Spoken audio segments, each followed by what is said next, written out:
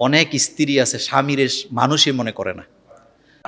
কথা কি সজাগ আছেন? অনেক মহিলা আছে স্বামীরে মানুষই মনে করে না, এটারে মানুষই মনে করে না। আমি এক জায়গায় ছিলাম ছাত্র জীবনে, প্রচন্ড শীতের রাত, স্বামীরে স্ত্রী তখন তো ল্যাপটপ একেবারে বড় লোকের ঘরে, পয়সাওয়ালাদের ঘরে থাকতো, সবাই গায়ে দিত কি খেতা বা কাতা বলি। মহিলা তার স্বামীকে কাতা দেয় না গায়ে দিতে। সে স্বামী প্রচন্ড শীতের মধ্যে নিজের লুঙ্গিটা খুলে গায়ের মধ্যে জড়ায় কোনো রকমের জীবন কাটায়। ওয়াল্লাহি আমি আমার দেখা কথা বলতেছি, আমি নিজে দেখেছি। জিজ্ঞেস করলাম ঘটনা কি, এত রাত এত শীত উনি লুঙ্গি গায়ে দিয়ে ঘুমাবেন কেন? পরে শুনলাম তার স্ত্রী তাকে কাতা দেয় না, কারণ ওনার গ্রামের লোক তো কৃষিকাজ করে, পায়ের মধ্যে কি হয় হালগোড়া, এজন্য এটা লাগলে কাতা নাকি ছিঁড়ে যায়,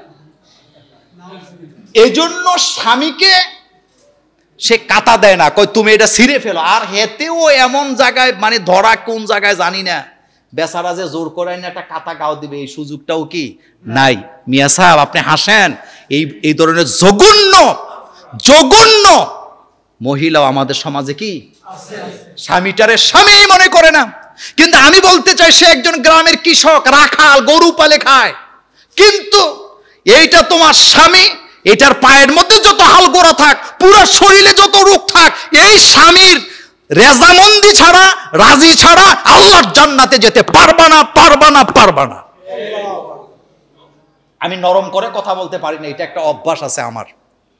কিন্তু একজন নারী ততক্ষণ আল্লাহর জান্নাতে যেতে পারবে না যতক্ষণ তার স্বামী তাকে ভালো সার্টিফিকেট না দিবে। কিন্তু কিছু কিছু মহিলা আছে স্বামীটারে কিচ্ছু মানুষই মনে করে না, পাত্তাই দেয় না।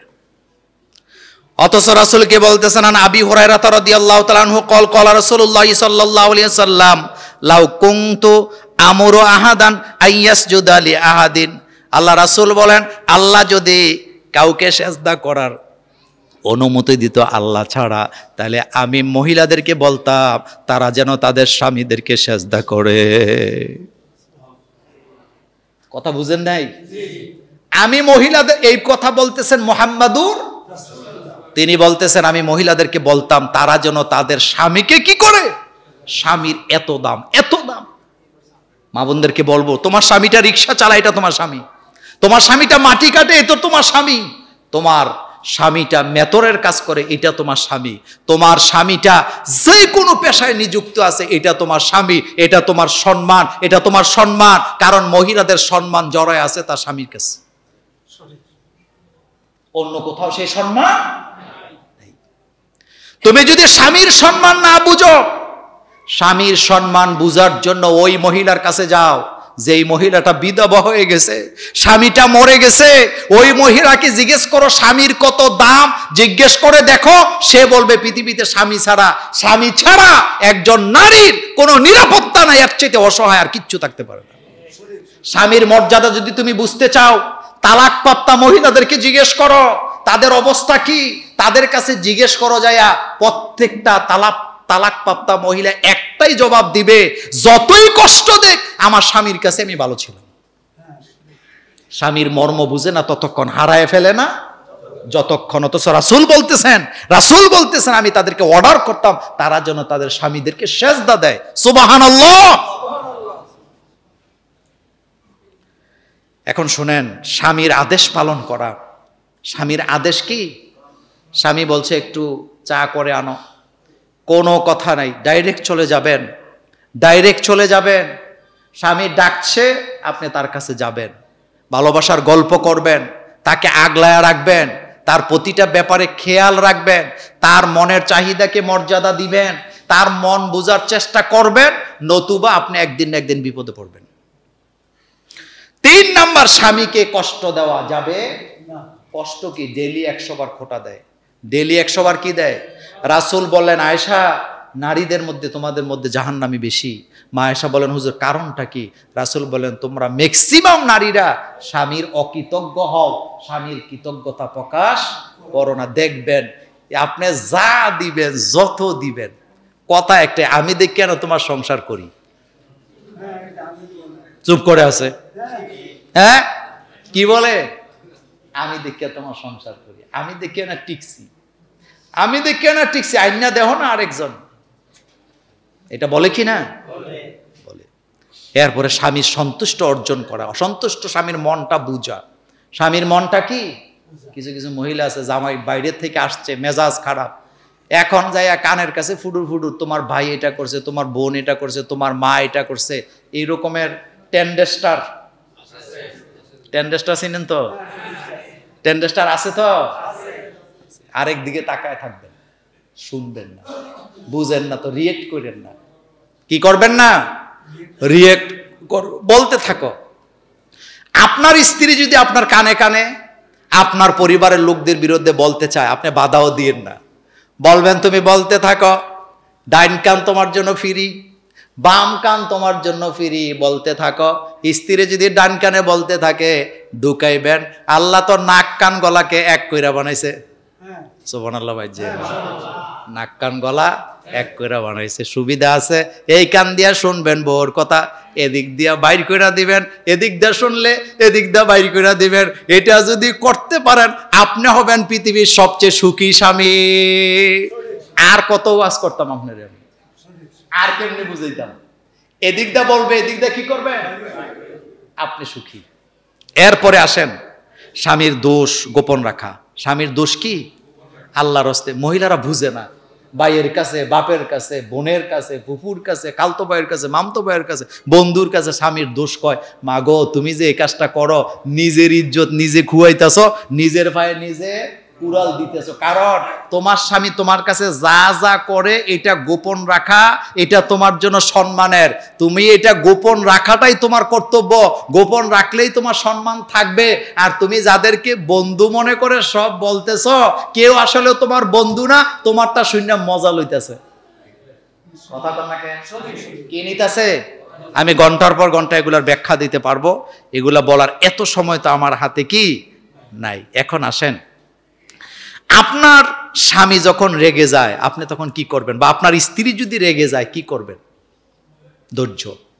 রাসূল বলেছেন, তোমার স্ত্রী যদি কোনো অন্যায় করে, সাথে সাথে সিদ্ধান্ত দিও না, বরং অতীতে ফিরে যাও। সুবহানাল্লাহ বাইজে, কোথায় ফিরে যাও?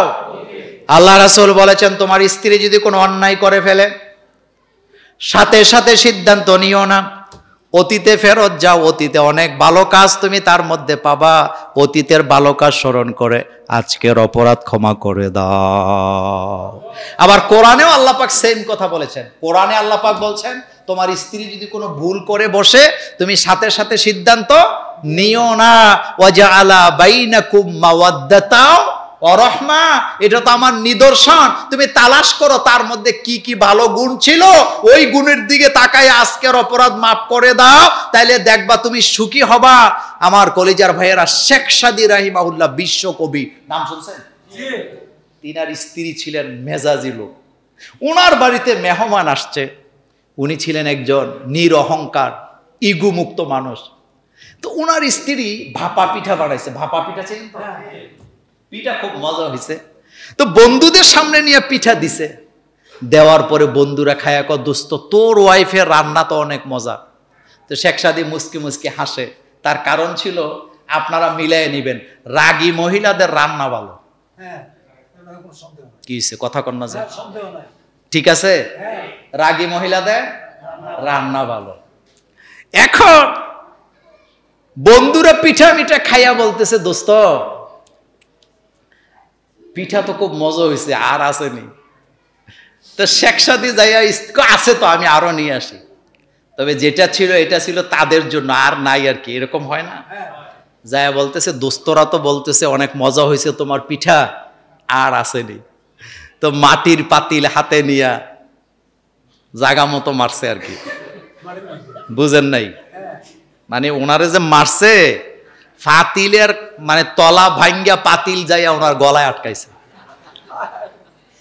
উনি এটা নিয়ে সামনে দাঁড়াইছে, দাঁড়ানোর পরে বন্ধুরা হাসতেছে, বুঝে ফেলছে বলতেছে দোস্ত এটারে নিয়েই সংসার করো। তখন উনি বলছে 3টা কারণে করি। কয়টা? 1 নাম্বার কারণ আল্লাহ রাসূল তালাক পছন্দ করে না, আর তার মধ্যে এমন কোনো কিছু গুণ আছে যেটা অন্য নারীদের মধ্যে নাই। 2 নাম্বার কারণ সে রাগী হতে পারে, কিন্তু তার সতীত্বের ব্যাপারে আমার কোনো সন্দেহ নাই।